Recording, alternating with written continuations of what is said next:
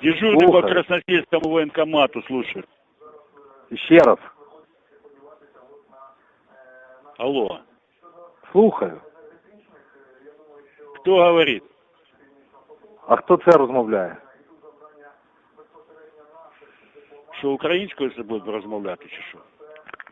Українською мовою потрібно розмовляти. Та нема питань. Ну. Що ну, хто говорить? А це хто балакає? Я представився. Не чув. Не чув? Ну тоді треба вуха вилікувати. Ну, добре. Давай, будь здоров. Давай. Не хворій.